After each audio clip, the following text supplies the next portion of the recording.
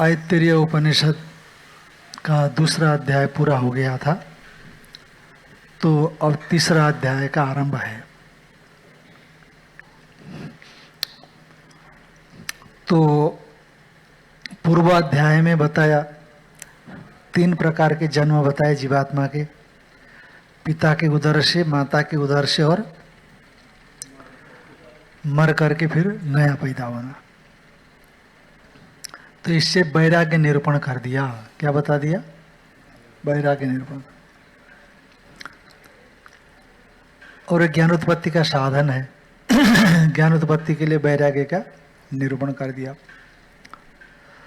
तो पदार्थ शोधन के बिना वैराग्य मात्र से ज्ञान की उत्पत्ति नहीं होती है। इसीलिए पदार्थ शोधन पूर्वक वाक्यार्थ को बताने के लिए उपनिषद क्रम से तीसरा अध्याय और आरण्य क्रम से छठा अध्याय, 4-5 हो चुका है। तो इसीलिए पदार्थ शोधन में जो अधिकारी को दिखाते हुए वाक्य को ला रहे हैं।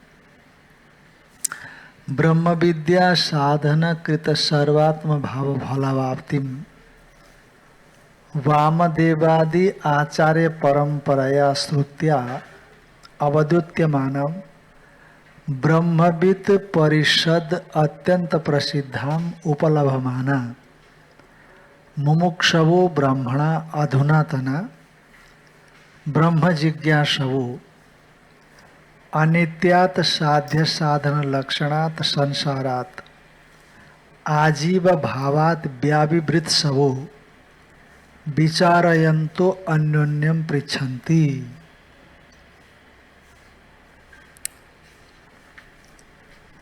ब्रह्म विद्या साधन कृत सर्वात्म भाव फल अवाप्तिम,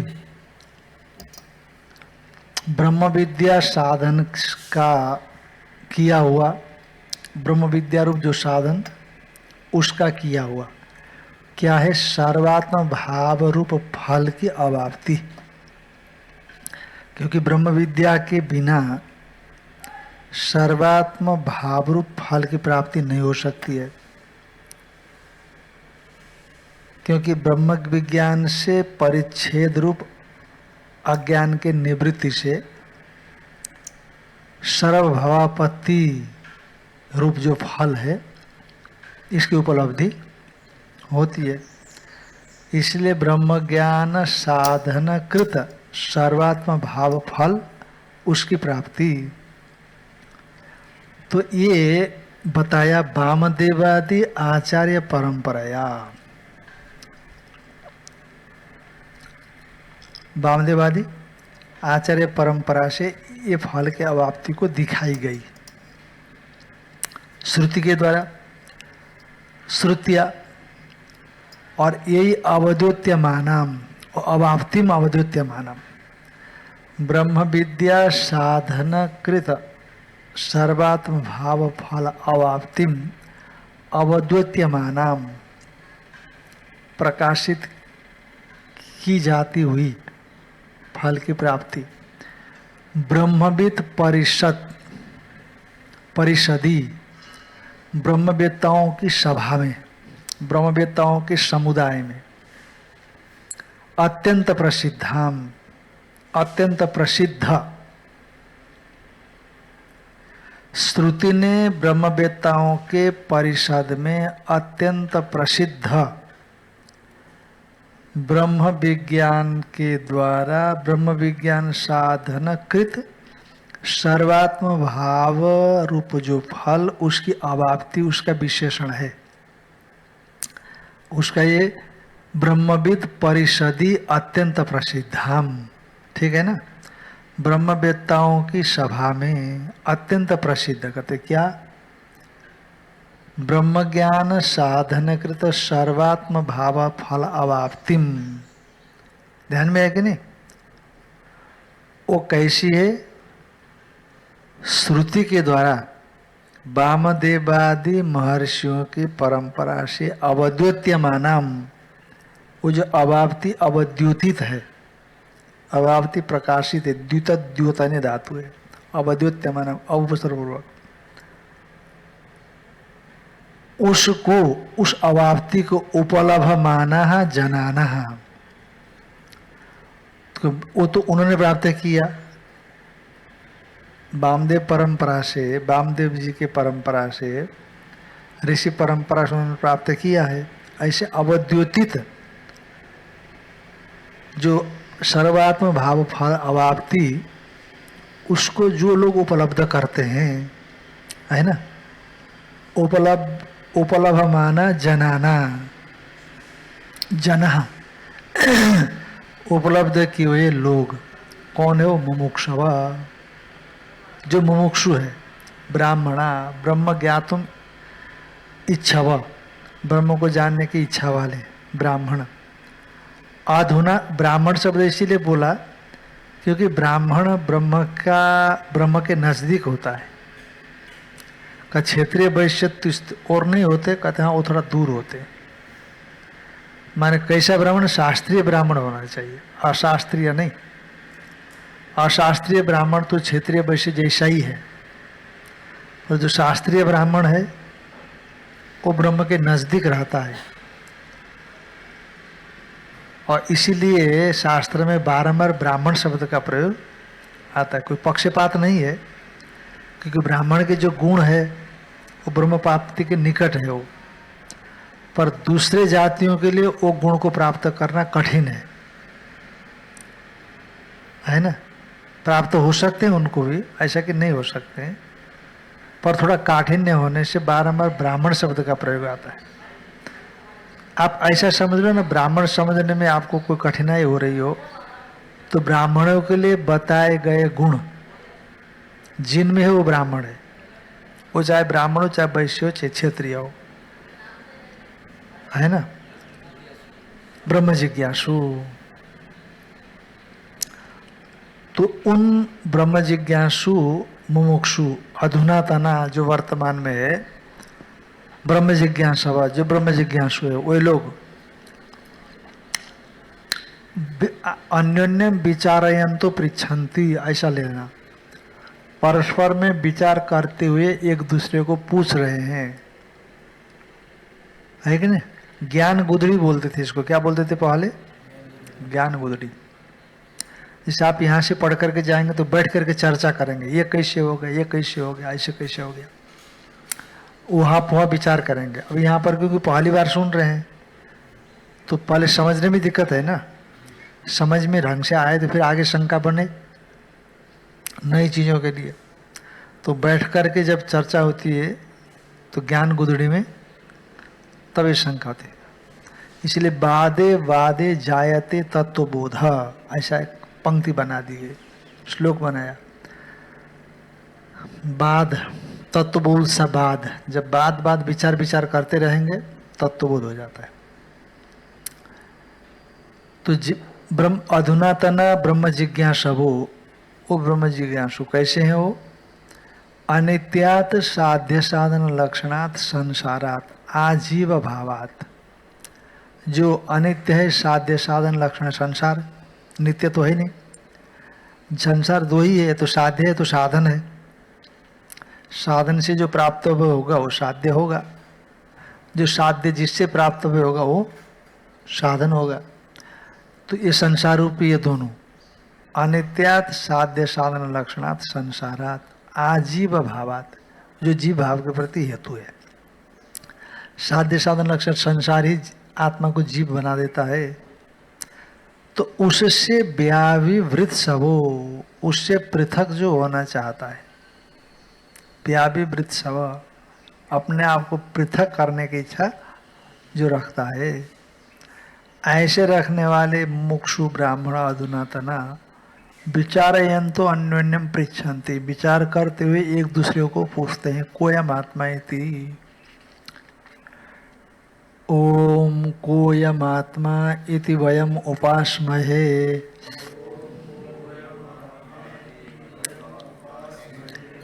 कतरस्स आत्मा येन वा पश्यति येन वा शृणोति येन वा गन्धान् आजिघ्रति येन वा वाचं व्याकरोति येन वा स्वादु चास्वादु च विजानाति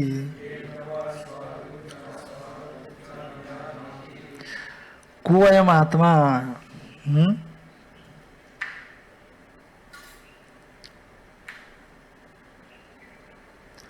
कोऽयम् आत्मा, ये आत्मा कौन है? ये आत्मा कौन है? ये ऋषियों ने आपस में विचार किया। ये कहने का मतलब कोऽयम् आत्मा, आत्मा कौन है?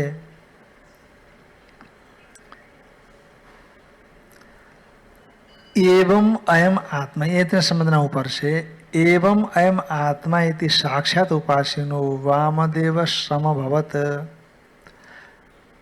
यह अयम आत्मा एवं यह आत्मा इस प्रकार का है, इस प्रकार साक्षात उस आत्मा को का उपासना करने वाले वामदेव अमृत हो गए। ध्यान में आए कि नहीं? इसीलिए आत्म तत्व की जिज्ञासा रखने वाले हम लोग भी यह आत्मा है, इस प्रकार जिस आत्मा का प्रतिदिन प्रतिक्षण व्यवहार करते हैं, यह अहम प्रत्यय का विषय रूप आत्मा जो अहम वृत्ति में अभिव्यक्त है, स्फुरण रूप है, वह कौन है? इस प्रकार तुम पदार्थ का शोधन सा करता हुआ विचार कर रहे हैं। इसे तुम पदार्थ का शोधन करने के लिए प्रश्न है। ध्यान में आया कि नहीं? कि हम लोग जिसकी उपासना करते हैं आत्म तत्व के हम जिज्ञासु है, इसीलिए जिस आत्मा के हम प्रतिदिन प्रतिक्षण व्यवहार कर रहे हैं वह कौन है? जो अहम प्रत्यय का विषय रूप है और अहम वृत्ति के अभिव्यक्ति में स्फुरण रूप है। इस प्रकार तुम पदार्थ के शोधन के लिए प्रश्न किया जा रहा है। कोयम आत्मा इति, हाँ, मैं आत्मा मैंने आत्मा शब्द वाच्य जो है वह कौन है? अयम आत्मा माने अहम प्रत्यय का विषय रूप से जो प्रत्यक्ष है ना, अयम आत्मा कह दे ना, अयम आत्मा। अयम माने यह, इदमस्तु सन्निकृष्टे, इदमस्तु सन्निकृष्टे। और आगे इदमस्तु सन्निकृष्टे, आगे बोलो।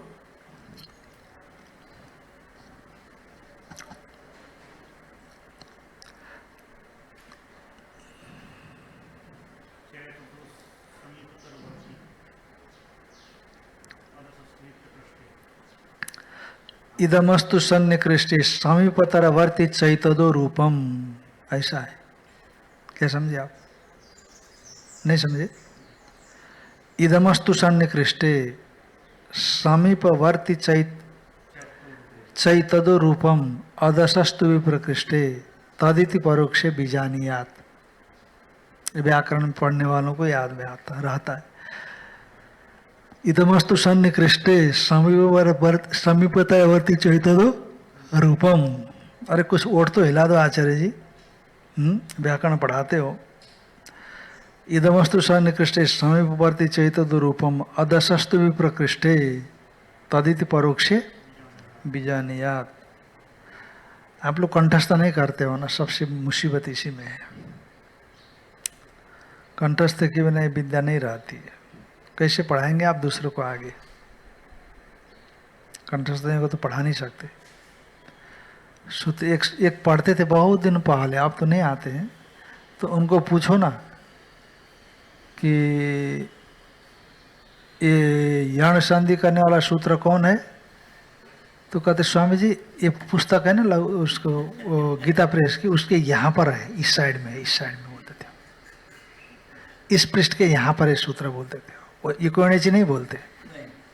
हाँ, अब वृद्धि करने वाला सूत्र कौन है?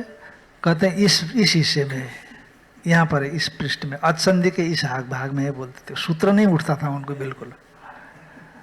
सीताराम सफ़ेद वस्त्र में थे, थोड़ा उम्र थी, बहुत दिन हो गया, आप है कि नहीं, बहुत दिन हो गया, शुरू में जब आए थे 2004-5-7 की बात होगी, 4-5-6 की बात होगी। इदमस्तु सन्निकृष्टे, अयम आत्मा कहा ना, अयम आत्मा, इसीलिए अहम प्रत्यय का विषयत्व न प्रत्यक्ष है। देखो टिप्पणी कैसी लिखते हैं टिप्पणीकार 3 नंबर में, अहम प्रत्यय विषयत्व न प्रत्यक्ष, क्योंकि अयम कह दिया ना, अयम आत्मा इति वयम उपासमहे कतरसात्मा है, वो आत्मा कौन है, क्योंकि सीमानम विदार्य, क्योंकि प्रपदाभ्याम प्रापद्यत, एक तो पैरों से चला गया है एक आत्मा, एक सीमा को विदारण करके आया है, तो कौन सा आत्मा है, एक तो पैरों से चला गया ना, प्रपदाभ्याम प्रापद्यत, प्रपदाभ्याम 2 पैरों से प्रविष्ट हुआ, और दूसरा सीमानम विदार्य, तो कौन है आत्मा, कोयम आत्मा वयम उपास में, कतरस आत्मा, दोनों में से कौन है।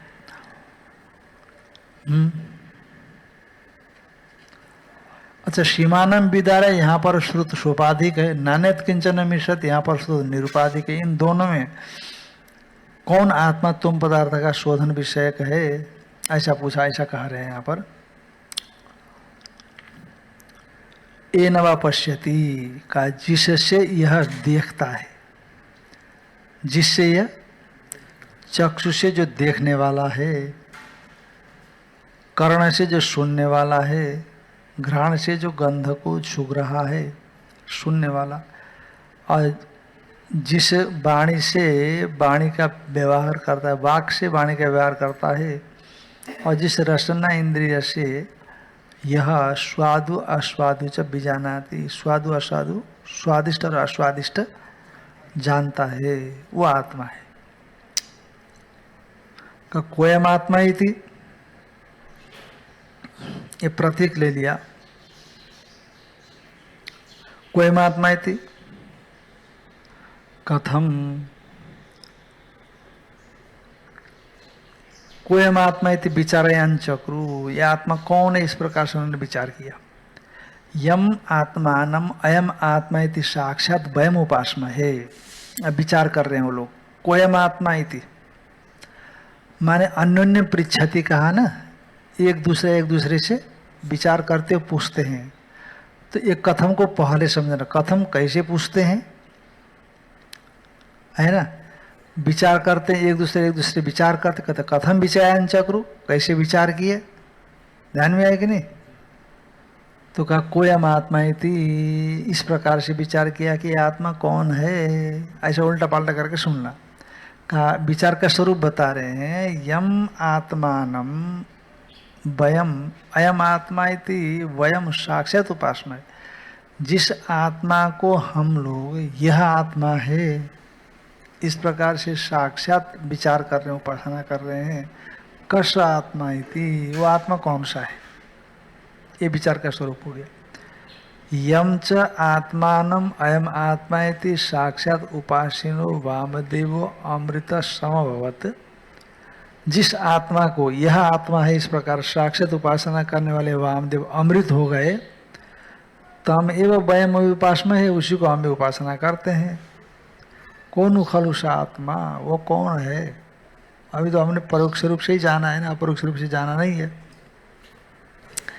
एवं जिज्ञासा पूर्वम अन्योन्यम पृच्छताम, इस प्रकार जिज्ञासा पूर्वक एक दूसरे को पूछने वालों का अतिक्रांत विशेष विषय स्तुति संस्कार जनिता स्मृति आ जाए तो उन लोगों को पहले कहे हुए जो विशेष, विशेष में जो विषय है, विशेष विषयक जो संस्कार, उस संस्कार से जनित जो स्मृति है, विशेष माने अतिक्रांत विशेष, अतिक्रांत विशेष, अतिक्रांतो विशेषो पूर्वमुक्तो, है ना, वो क्या है, देहे प्रविष्टो प्राणात्मानो, देह में प्रविष्ट प्राण और आत्मा दोनों, ये हो गया अतिक्रांत विशेष। ध्यान में आया कि नहीं? अतिक्रांत पूर्वमुक्तौ देहे प्रविष्टो प्राणात्मानौ, ये हो गया अतिक्रांत विशेषौ। अतिक्रांतौ अतिक्रांतौ पूर्वम उक्तौ विशेषौ प्राणात्मानौ देहे प्रविष्टौ। प्राण भी प्रविष्ट हुआ, आत्मा भी प्रविष्ट हुआ, ये हो गया अतिक्रांत विशेष। तो अतिक्रांत विशेष माने प्राण और आत्मा, उसको विषय करने वाला जो अनुभव, ध्यान में है कि नहीं? तो शास्त्र पढ़ा है श्रुतिजन्य अनुभव, तो उससे जनित हो गया कौन? संस्कार। उस संस्कार से जनिता स्मृति, है ना? तो इसलिए श्रुति जन्य अनुभव जन्य संस्कार से जनित स्मृति अजायता उनको उत्पन्न हुई विचार करते समय।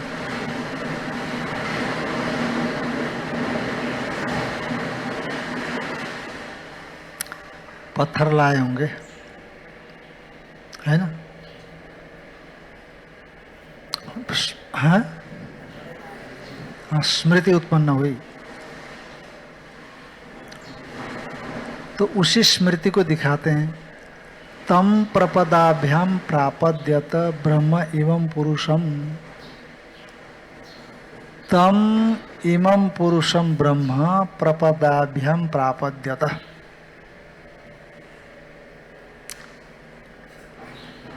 अच्छा, तम इमं पुरुषम शरीरम, ऐसा लेना, प्रपदाभ्याम ब्रह्म प्रापद्यत।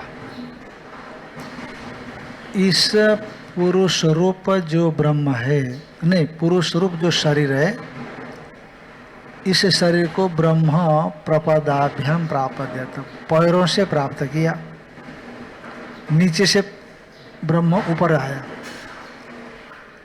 एक वाक्य ये है। दूसरा वाक्य है स एतम एव सीमानम विदार्य एतया द्वारा प्रापद्यत। वह आत्मा ने इस सीमा का, ये जो पिलपिला होता है यहाँ, इस पिलपिला में एतम एव सीमानम विदारण करके वो एतया द्वारा इसी सुषुम्ना से अंदर प्रविष्ट हुआ। एक तो पैरों से प्रविष्ट हो गया, एक तो मूर्धा से प्रविष्ट हो गया। तो संशय हो गया कि कहाँ से प्रविष्ट हुआ, कौन प्रविष्ट हुआ? एतम एव पुरुषम द्वे ब्रह्मणि, इस पुरुष रूप शरीर को द्वे ब्रह्मणि, ये दो ब्रह्म प्राप्त हुए, है ना?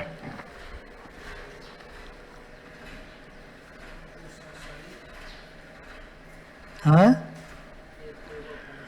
पुरुषम माने शरीरम।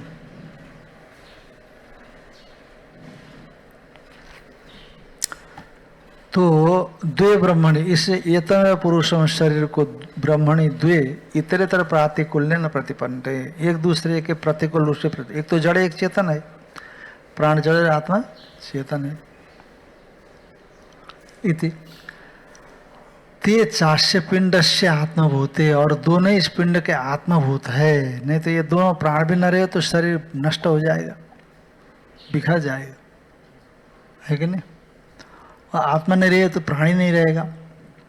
आत्मा को तो प्राण चाहिए, प्राण को आत्मा चाहिए। ते चाष्य पिंड से आत्मभूते तयो अन्यतर आत्मा उपास्य भवितुम अर्हति। वो दोनों में से एक ही आत्मा हो सकता है उपास्य, दोनों दो आत्मा तो हो नहीं सकते।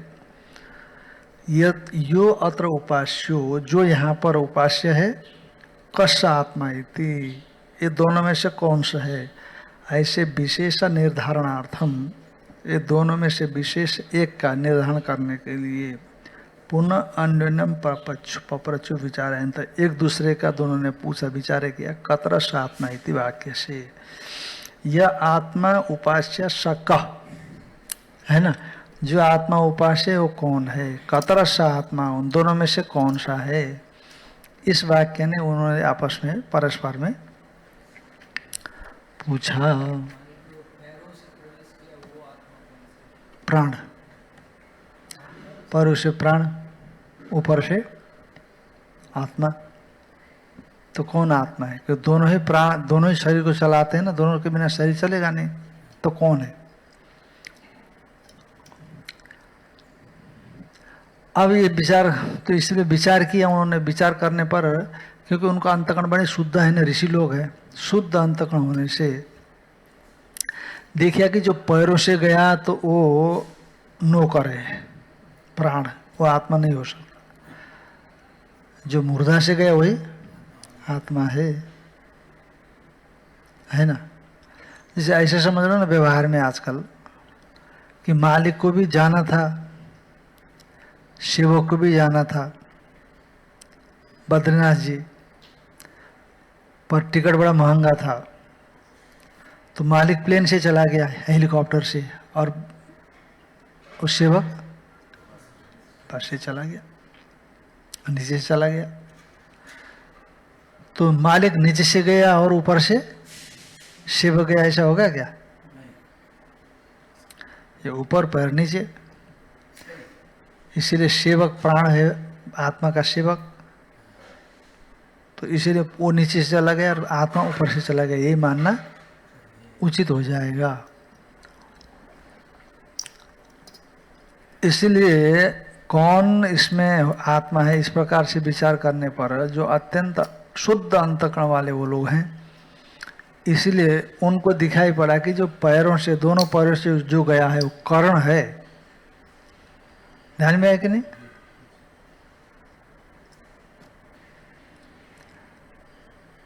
वो कर्ण रूप से निश्चय हो गया, और मूर्धा से जो प्रविष्ट हुआ वो आत्म रूप से निर्दिष्ट हुआ। क्यों? क्योंकि उपलब्ध है, वो जो ऊपर से गया उपलब्ध है, इसीलिए उनको आत्मत्व का निश्चय हो गया। इसी को बोलते हैं पुनस्तेषाम विचारयताम विशेष विचारणास्पद विषया मत्यभूत। वो विचार करने वालों का विशेष विचारणा का आश्रयभूत एक बुद्धि पैदा हो गई। कथम, कैसे? द्वे वस्तुनि अस्मिन् पिंडे उपलभ्यते, ये विचार का स्वरूप। ये दो वस्तु इस पिंड में उपलब्ध होते हैं। अनेक भेद भिन्नेन करण एनोपलभते, अनेक भेद रूप से भिन्न करण इंद्रियां उनसे एन उपलभते, इनसे, यानी एन इंद्रिय ग्राम से पुरुष जो विषय को उपलब्ध करता है, यश्च एक उपलब्धते, जो एक उपलब्धि करता है। करणांतर उपलब्ध विषय प्रतिसंधाना, स्मृति प्रतिसंधाना, करणांतर के उपलब्ध विषय है ना, करणांतर एक दूसरे कर्ण है, जैसे आँख का है, नाक का है, जीभ का है, हाथ का है, पैरों का है। ये जो जो अनुभव कर रहे हैं, ये इनसे जो जो विषय गृहित होते हैं, और ग्रहण करने वाला मैं एक ही हूँ, ऐसे स्मृति का अनुसंधान होता है। जो कर्ण से गृहित करता है, कर्ण को आत्मा मानेंगे ऐसा नहीं होगा। क्यों? क्योंकि शरीर के भीतर में जब बुद्धि, जब इंद्रियों से रूप का ग्रहण करते हैं, है कि नहीं? आँख से रूप का ग्रहण करते हैं, कान से शब्द का ग्रहण करते हैं, तो भिन्न भिन्न ग्रहिता मालूम पड़ने पर भी वो सब एक चेतन के लिए। इसीलिए तो सभी का अनुसंधान करने वाले एक ही मालूम पड़ता, मैं नहीं रूप को जाना हूँ, मैं नहीं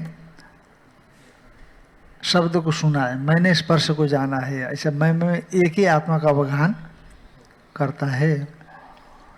अनेक भेद भिन्न न कर्ण एन उपलभ्यते, उपलब्धते पुरुषा, विषयों को जिस अनेक कारण भेद भिन्न से पुरुष जिस विषय को उपलब्ध करता है, और यश एक उपलब्ध, जो एक उपलब्ध करता है, एक ही उपलब्ध करता है। मन कर्णांतर उपलब्ध विषय स्मृति प्रतिसंधान, कर्णांतर भिन्न भिन्न कारणों से उपलब्ध विषय की स्मृति का प्रतिसंधान अकेले करने से अकेला है वो। तत्र न तावत एन उपलब्ध से आत्मा हो तुम्हारे, और जिन कारणों से उपलब्ध करता है वो आत्मा नहीं हो सकता है। केन पूर्ण उपलब्धि, फिर किसको उपलब्ध करता? उच्चते एन बा चक्षुर्भूतेन रूपम पश्यति, जो चक्षु होकर के रूप का ग्रहण करता है, और जिससे श्रोत ये न रूप भूतेन, श्रोत्र भूतेन, श्रोत में तो कहीं सुन लेता है शब्द को, ये नवा घ्राणभूत गंध आग्रते, जो घ्राण रूप होकर के गंध को सूंघता है, और व्याकरणभूत होकर के जिसके द्वारा वाणी नामात्मिका व्याकरोति, नामात्मिका को व्याकरण कर दिए। गौ अश्व इत्यम आद्या साधु असाधु इति च, और ये अच्छा ये खराब है इस प्रकार से। ये नवा जीवा भूतेन स्वादु च शब्द विजानाति थी, और जिस मन से जीवा भूतेन मन से जीवा रूप हुए मन से स्वादु असाधु विजानाति, स्वादु असाधु को जानता है। जिससे जानता है वो आत्मा नहीं, क्योंकि वो कर्ण है, पर जिससे जो जानता है वो आत्मा है, क्योंकि वो चैतन्य है ना। जिससे जानता है वो क्या है, कर्ण होने से आत्मा नहीं है, पर जिस आत्मा की वजह से वो जानता है, जिसके लिए जानता है वो आत्मा है। इसका फिर देखेंगे बाद में।